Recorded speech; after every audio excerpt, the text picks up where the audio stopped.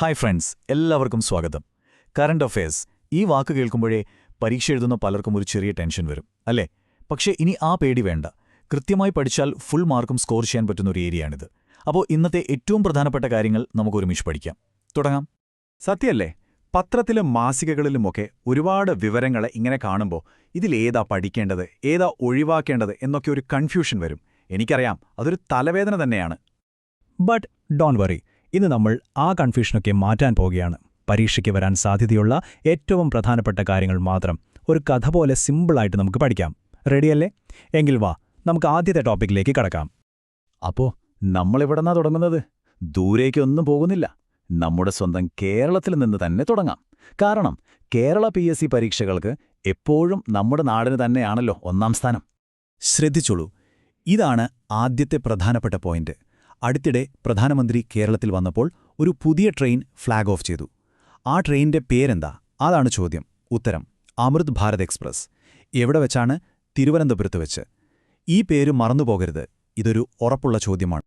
അടുത്തത് നമ്മുടെ എല്ലാം പ്രിയപ്പെട്ട മമ്മൂക്കയ്ക്ക് ഒരു അവാർഡ്, 2026 സത്യജിത് റേ പുരസ്കാരം. പക്ഷേ ഇവിടെ ഒരു ചെറിയ ട്വിസ്റ്റുണ്ട്. അതൊന്ന് ശ്രദ്ധിച്ച് കേൾക്കണം.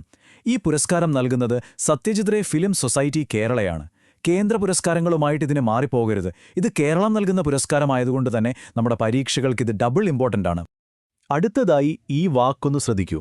സവിശേഷം. എന്താണിത്? എപ്പോഴെങ്കിലും കേട്ടിട്ടുണ്ടോ?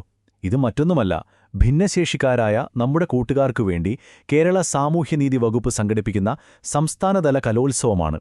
സർക്കാർ പദ്ധതികളും ഇതുപോലുള്ള പരിപാടികളും PSCയുടെ ഒരു ഫേവറേറ്റ് ഏരിയയാണ്. അപ്പോൾ ഓർത്തുവയ്ക്കുക, സവിശേഷ എന്നത് ഭിന്നശേഷിക്കാരുടെ കലോത്സവമാണ്. ഇനി രണ്ട് പ്രധാനപ്പെട്ട അപ്പോയിന്റ്മെന്റ്സ് നോക്കാം.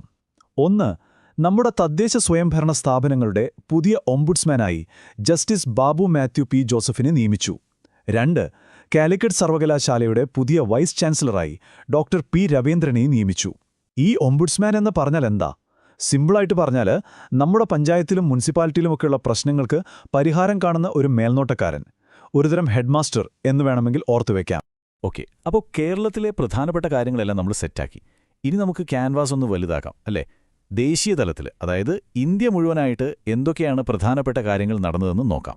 ശ്രദ്ധിക്കുക, ഇത് വെരി വെരി ഇമ്പോർട്ടന്റ്. 2026 നമ്മുടെ 77ാമത് റിപ്പബ്ലിക് ദിന പരേഡിൽ ആരായിരുന്നു മുഖ്യാതിഥികൾ?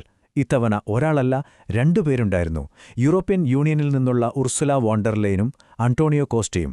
ഈ പേരുകൾ ഓർത്തുവെക്കാൻ ഒരു ചെറിയ ട്രിക്ക് പറയാം.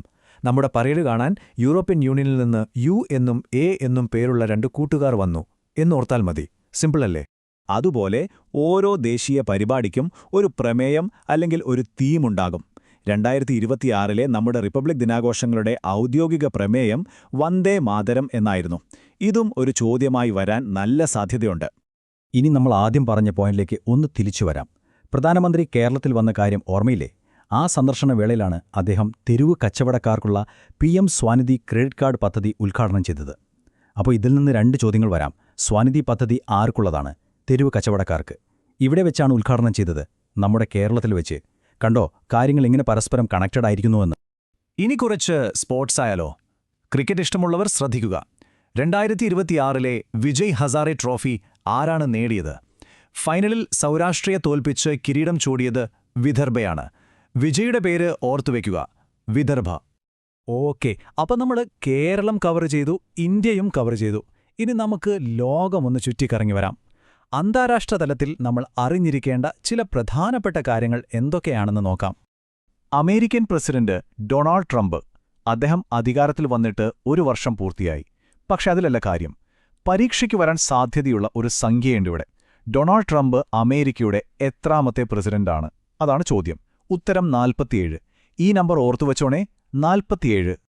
ദാ ഈ സ്ക്രീനിൽ ഒരു നമ്പർ കാണുന്നില്ലേ? 10. എന്താണിത്? ലോകത്തിലെ ഒരു പ്രധാനപ്പെട്ട കാര്യവുമായി ഈ 10ന് എന്തോ ഒരു ബന്ധമുണ്ട്. എന്തായിരിക്കും അത്? ഒന്നാലോചിച്ച് നോക്കൂ. കിട്ടുന്നുണ്ടോ? ശരി, ഉത്തരം നമുക്ക് അടുത്ത സ്ലൈഡിൽ നോക്കാം. അപ്പോ ആ 10ന്റെ രഹസ്യം ഇതാണ്.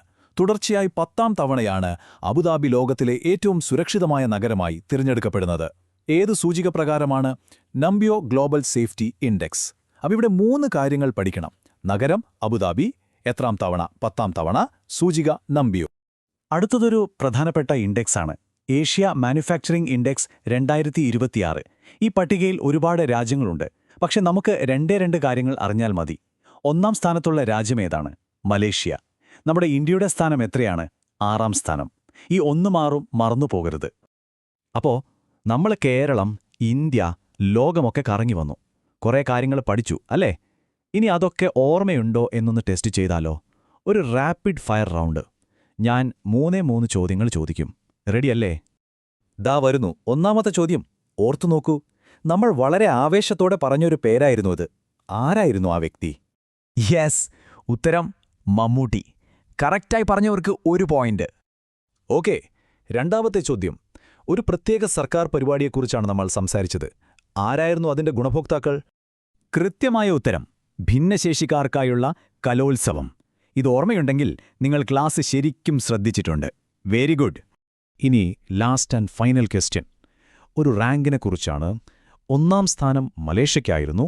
അപ്പോൾ നമ്മുടെ ഇന്ത്യയുടെ സ്ഥാനം എത്രയായിരുന്നു? അടിപൊളി. ഉത്തരം 6-ാം സ്ഥാനം. 3-ൽ 3 ശരിയാക്കിയവർക്ക് എന്റെ അഭിനന്ദനങ്ങൾ. കണ്ടില്ലേ, ഇന്നത്തെ ഏറ്റവും പ്രധാനപ്പെട്ട എല്ലാ ആനുകാലിക വിവരങ്ങളും നിങ്ങൾ പഠിച്ചു കഴിഞ്ഞു. ഇതുപോലെ സ്മാർട്ടായി പഠിക്കുന്നത് തുടരുക. വിജയം നിങ്ങളെ തേടിയെത്തും. അപ്പോ അടുത്ത വിശകലനത്തിൽ പുതിയ വിശേഷങ്ങളുമായി നമുക്ക് വീണ്ടും കാണാം.